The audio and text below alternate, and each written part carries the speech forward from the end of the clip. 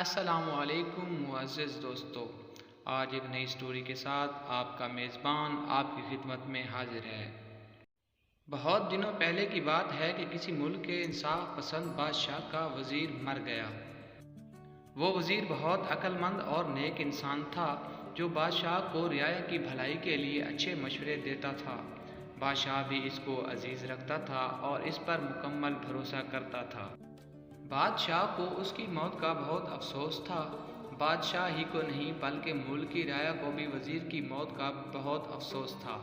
بادشاہ اپنے درباریوں میں سے کسی کو بھی اپنا وزیر بنا سکتا تھا، لیکن اس نے فیصلہ کیا کہ وہ کسی اپنے ملک کے ہی کسی عقل مند انسان کو وزیر بنائے گا۔ بادشاہ اپنے وفادار ملازم کے ساتھ رات کو بھیس بدل کر اپنی رعایا کا حال جاننے نکلتا تھا۔ اس طرح وہ خود ملک کے حالات سے واقفیت حاصل کرتا تھا کہ اس کی رعایا ملک اور بادشاہ کے بارے میں کیا سوچتی ہے۔ ایک بار آدھی رات کے وقت بادشاہ شہر کی ایک گلی سے گزر رہا تھا کہ اندھیرے کی وجہ سے ایک آدمی سے ٹکرا گیا۔ بادشاہ نے پوچھا، تم کون ہو اور رات کے اس وقت یہاں کیا کر رہے ہو؟ اس شخص نے جواب دیا، میں اس شہر کا ایک شریف انسان ہوں اور بے وقوفوں کو عقل مند بنانے کے گر سکھاتا ہوں۔ مجھے چوروں کا خوف نہیں ہے کیونکہ میرے پاس چوروں کے لیے کوئی چیز نہیں ہے۔ بادشاہ گھوم پھر کر اپنے محل پہنچا اور دوسرے دن اس نے حکم دیا کہ شہر میں رات کے وقت ہر شخص ہاتھ میں چراغ لے کر نکلا کرے۔ جو شخص ایسا نہیں کرے گا اس کو سخت سزا دی جائے گی۔ کچھ دنوں بعد بادشاہ رات کے وقت شہر کی ایک گلی سے گزر رہا تھا کہ وہ ایک آدمی سے ٹکرا گیا۔ بادشاہ کو بہت غصہ آیا اور اس نے پوچھا، تم کون ہو اور اس وقت یہاں کیا کر رہے ہو؟ جناب، میں اس شہر کا ایک معزز آدمی ہوں اور بے وقوفوں کو عقل سکھاتا ہوں۔ بادشاہ نے پہچان لیا کہ یہ وہی شخص ہے جو چند دن پہلے اس سے ٹکرایا تھا۔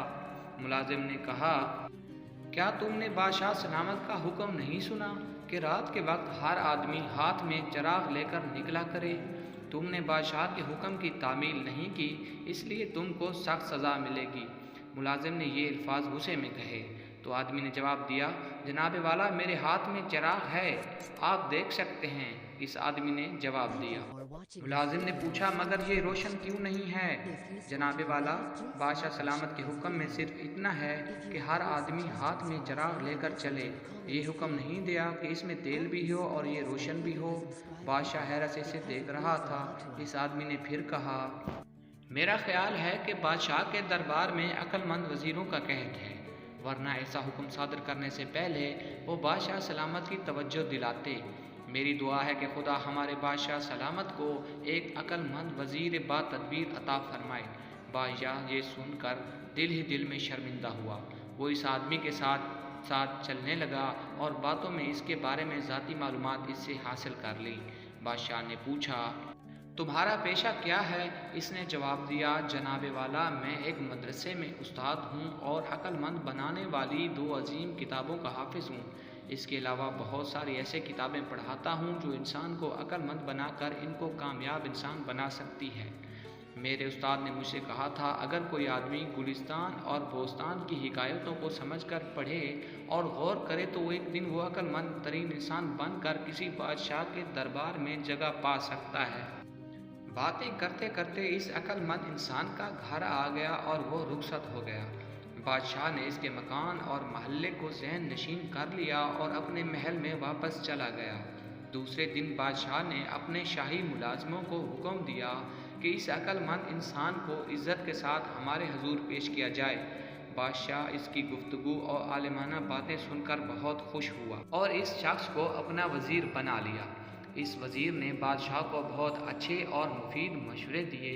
بادشاہ نے حکم دیا کہ شہر کے سارے باشندوں کو مفت چراغ اور تیل فراہم کیا جائے اور گلی کوچوں میں رات کو روشنی کرنے کے لیے چراغ تھامے نوکر رکھے جائیں۔ بادشاہ نے حکم دیا کہ استادوں کے علاوہ بھی شہر کے ہر شخص کو چاہیے کہ وہ شیخ سعدی شیرازی کی کتابیں گلستان اور بوستان ضرور پڑھے۔ یہ تو ایک حکایت تھی، لیکن یہ سچ ہے کہ دنیا کو عقل مند بنانے والی کتابوں میں گلستان اور بوستان بہت مشہور کتابیں ہیں اور ان کا ترجمہ دنیا کی تقریباً تمام زبانوں میں ہو چکا ہے۔ ان کو پڑھ کر آپ بھی عقل و دانش میں اضافہ کر سکتے ہیں۔